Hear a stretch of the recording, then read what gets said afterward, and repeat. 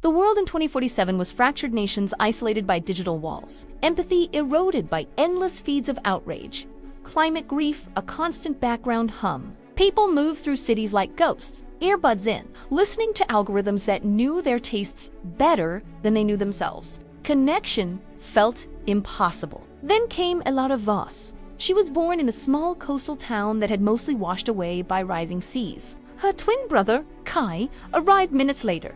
Healthy and loud, Elara was different. Doctors called it a rare synesthetic anomaly, crossed with something they couldn't name. Sounds didn't just reach her ears. They painted colors across her mind, triggered physical sensations in her bones, rewired her nervous system in real time. By age 3, she could hum a melody and make the room temperature drop 5 degrees. By 5, she played piano with both hands and her feet, improvising fugues that made listeners weep without knowing why. Kai, ever the protector, learned drums to accompany her, but he always said the real magic was hers alone. Their parents, struggling fishermen turned music teachers after the last boat sank, couldn't afford conservatories. So Elara taught herself from cracked tablets and old vinyls, scavenged from flooded libraries.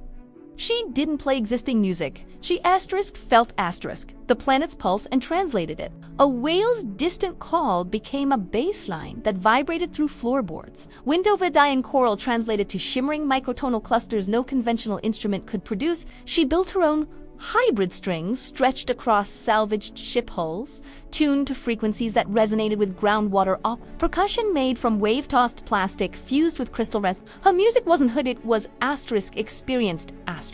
At 17, a grainy video of her playing on a crumbling pier went viral. No title, just 30 seconds of her hands blurring over strings while the sea behind her seemed to still. View count hit 1 billion in days. People reported physical effects. Heart slowing in unison, migraines vanishing, long-buried grief surfacing then releasing like a held breath. Scientists scrambled to explain it. Neurologists spoke of mirror neurons firing en masse.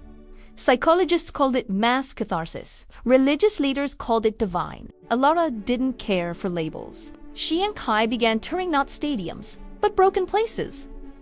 Refugee camps in submerged Bangladesh, drought-stricken Sahel villages, Arctic towns watching their permafrost homes slump into the sea. She refused payment beyond food and shelter. Kai handled logistics, kept her grounded when the sensations overwhelmed her.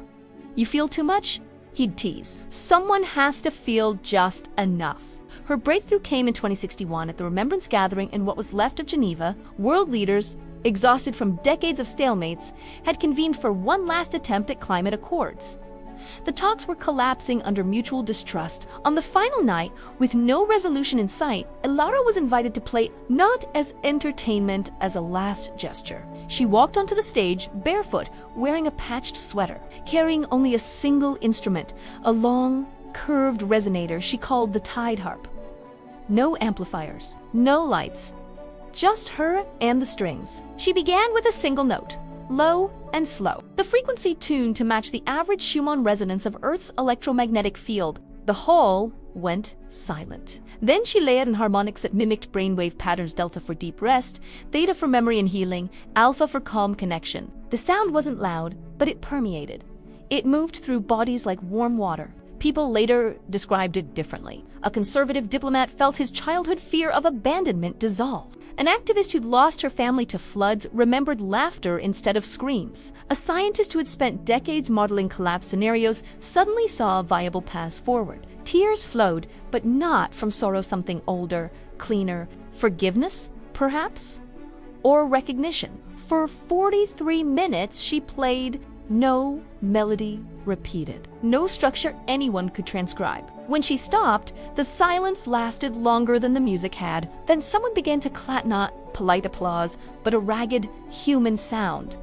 Others joined. The leaders re-died, stood and embraced across aisles that had been uncrossable for years. The next morning, the accords were signed. Not perfect, but binding.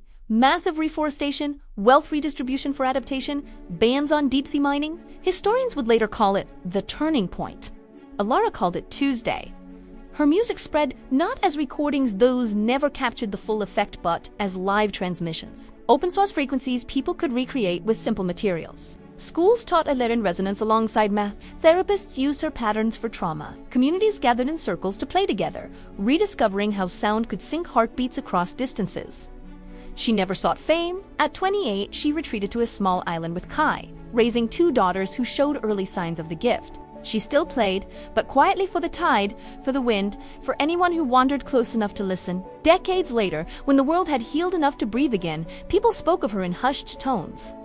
Not as a savior, but as proof that one person, listening deeply enough, could remind billions how to listen to each other. And somewhere, always, the strings still hummed faint, persistent, threading the air like a promise. The world could change, note by note, if only we let ourselves feel it.